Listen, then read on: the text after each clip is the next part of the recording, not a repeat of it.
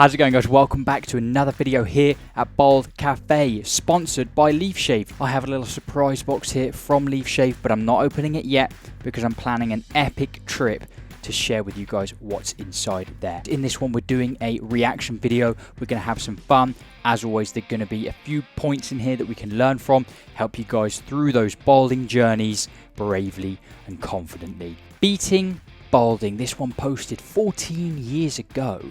230,000 views. It says here, rather than live with a receding hairline, Keith decides to shave his head completely bald.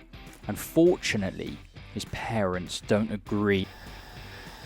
When you're on this journey, how the parents going to react, it's a thing. Here we go. So I feel like I have this terrible receding hairline. The only way to beat it is to shave the whole thing off. Ready? Yeah, let's do it. He's going all in. Angles. Back in 2006. It's also going to be pretty funny when I show my parents, because my mom gets pretty upset when I do things like this. Nice, looks good.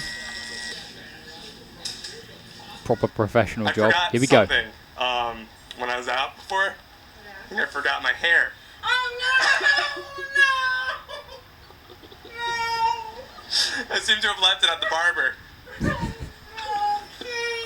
Get away! Oh my goodness me. Ready? No. Wait, No. Dad! No. Dad! Keith, leave me alone! Dad, look. Yeah. That's funny. Believe it. What is he up to? Get out of my face, will you, old man? Please, leave me alone. What did he call him? Crazy. Get out of my face, will you, old man? Why did you do that? Huh? What? Because I asked you the question. Why did you do that? I did that because I was balding. I had a receding hairline, such as yourself. And I just didn't want to put chemicals on my head anymore. And I didn't want to Respect. do anything that was unnatural. So I figured that shaving it bald would be the way to do it. It doesn't make any sense to me, Keith. Dude, I'd love to get in touch with this guy. I would love to get in touch with this guy. What's up, Baldcafe? I'm excited. And should I wear a hat? Do I not wear a hat? Do not care? I'm not ashamed. Okay, I'd say don't wear the hat then. I'd say we'll have it in all its glory. Someone put me onto your video that you made all those years ago, right? Here we are. The internet's crazy, right? And here we are. When I first watched the video, I was like, oh, you know, kind of, this is interesting. And then I picked up on the fact that I was like, he mentioned that his mum isn't like impressed like when he does this sort of thing. And then I looked at some of your other videos with your dad, right? So in real life, I've been dating some girl named Sasha that my dad's never met. And my dad agreed to be filmed meeting her. But instead of meeting her, I brought this dude named Zephyr to pretend to be her. It's good to meet you, finally. Nice to meet you, Sasha. Very nice. There's more to this, you know, and it was really interesting, the dynamic there, and your dad getting kind of pissed off with all of these antics and stuff like that. I was like, this is good. I need to have this conversation. So here we are. My pleasure. I don't want to get too heavy. 14 years ago, right? Take me back to that time. Like, can you remember when you first found out, like, hey, I'm losing my hair here? I do. So my dad's always been obsessed with his receding hairline, and he uses minoxidil, and you know, it's like the Rogaine alternative and all that stuff. So I was a teenager when it was getting thin, and it was fine as a teenager. I don't think anyone would notice, but I knew that like the temples were just thinning ever so lightly. I don't think I was concerned about it then. Become college, I was like, this is all going south. So in college, which is when I made that video, I've been using minoxidil since I was a teenager, right? Because the thing with minoxidil, it doesn't necessarily grow your hair back, but it certainly keeps what you have, or that's what it promises.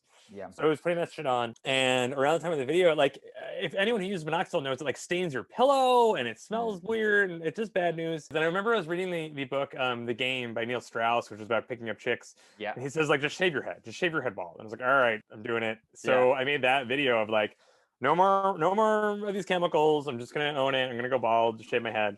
So I did it, and that was my parents' reaction to me shaving my head. They absolutely hated it. My dad's obsessed with hair. As a balding man, he's just obsessed with keeping your hair. So it really, truly upset him. And then I think there was a point in time where I grew it back a little bit, like a few years later. I remember it was really thinning out then. And I used to have like a Jew fro, and at that point in time, it was like kind of straight but so thin. Yeah. And I went back to using Rogaine, and then I was dating the woman who's now my wife, And she was like, just stop it. Like, I kissed your forehead. It tastes like poison. Yeah. I don't care if you're bald or not. Just stop it.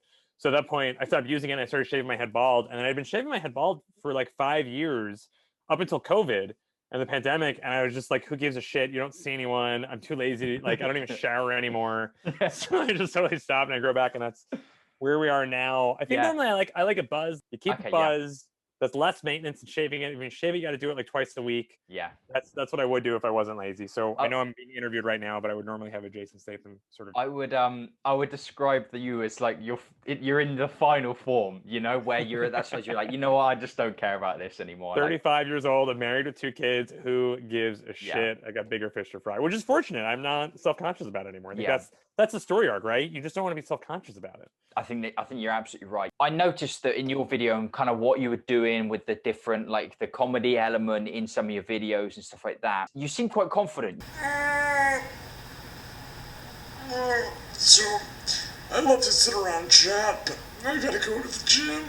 It wasn't so much like, oh, my parents are going to freak out here. You were more like, oh, I know my parents are going to freak out. This is going to be good. Did I get that right? Yeah. Absolutely. Yeah. I mean, it's almost like a prank, right? It's the era of Tom Green and just like disappointing your parents. And it's like, oh gosh, this is something that I sincerely want to do. And they're going to hate it. So let's just film there. Yeah. Where did your confidence come from in that aspect? Because like I said, this is something that I think a lot of people can't like really struggle with. And especially, you know, maybe their parents were like, I hate it. Like, you look terrible, like grow it back immediately. And they, you know, would be like, oh, everyone hates it. I look terrible. You know, what do you think helped you through that? It's a great question. Kind of hard to answer. I mean, I don't like how I look with a receding hairline, or at least I did. I still don't, to be honest. I don't think that this is like a good look. I think the bald head is like a cool look, right? And it's something that you can control over. And I think the thing about balding is you don't have any control over it. You don't choose to go bald. That's what like nature does to you, right? So I think that when you shave your head, it's like this is a look that I am in control of, and it's smooth and it's sleek and it's trendy, and you know, and it is a hairdo inherent of itself, right? It's a hairdo. Like, where does the confidence come from? I think in taking control of who you are and what you look like. Take a razor to your head. That's control. That should bring you confidence. So just earlier you mentioned then, so you shaved it, you know, you kept it shaved for a while. As you got older and things like that, you had a phase where you kind of grew it back a little bit. Was that more just like out of curiosity, or? Why did I grow it back at that point in time? I don't know. I think I was doing the bald thing. I'm like a really hairy dude. Yeah. And like I have like the 360 thing. And I think that like, you know, maybe the back was growing. Honestly, I think this was growing faster than this was, and then you have to shave it. I think it's like twice a week, and maybe a razor burn. Like, this shaving was such high maintenance. It was such like, at first it was fun, and then it just became a chore, and like I don't want more chores. So I think I grew it out, and my hair was like fine, like passable. I think I was like oversensitive. The video that you watched where you know, go bald was like. It was like almost like I didn't quite have to do it at that point in time. It was the first time you realize that you're balding and you're self-conscious, but like the rest of the world doesn't really notice. Like, that's the step one. Yeah. So that was then. I'm like, okay, red flag, shave the head bald. Neil Strauss said do this. And then I'm like, all right, maybe I went on vacation over. I was like, okay, grow it out. And it's like, okay, your hair's not that bad. Clearly everyone knows that you have a receding hairline, but you still have a head of hair. It's fine. Yeah. I enjoyed having like hair at that point in time. So I grew it out, and then, you know, at some point you get self-conscious again. I think that's what I'm not saying you, like, that was at some point I got self-conscious again, and I didn't like, I have some hair, I don't quite have enough, shave it again, right? So that's what I did for like, and then like I did it for a really long time and liked it. I was like happy like with the shaved head look. And then I think I just had that. I guess there were 2 phases where I grew it out. Whatever it was, I vividly remember my wife was the one, and she was like, just go bald. Like, not even just go bald, just stop using Rogaine. You're a handsome man. With or without hair, you're a handsome man. Stop putting chemicals on your head. And it was like, I love her. If she says that, I'm good here. Yeah. So I stopped using Rogaine, and I also was shaving my head bald anyway. I think that maybe that was the combo of like, shave your head bald. You won't use Rogaine, but you will shave your head bald. And then it was definitely the pandemic that I was like, I don't give a shit about anything in the whole world. I'm not even shaving. I don't shave anything. I barely even grew my neck beard out. Like, like everything in the world is stopped for a little while. Who cares? About anything. The world is over. And I think the secret is just being put together. Like, I don't know, right now I'm wearing fucking one of my favorite band t-shirts, and maybe that is being put together, but like, if I go to a work meeting, I'm gonna dress nice and get a haircut. Like as long as you're put together, you're good. You're good. You're good to go. Like your amount of hair doesn't matter as long as you're like done up right.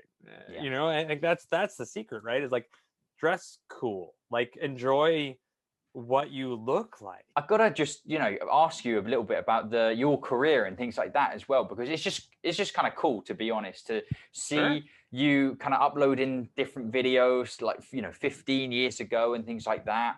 Obviously, you were interested early on in production and film and things like that. It seems comedy, right? And you've made it. Yeah, I got like my first video camera at like 16 or 17, definitely in high school. And I started making videos, and that video was shot on the first video camera I ever bought. And I just made videos, and a lot of it was again influenced by Tom Green. I just loved like getting a rise out of people and making weird, dumb, funny shit.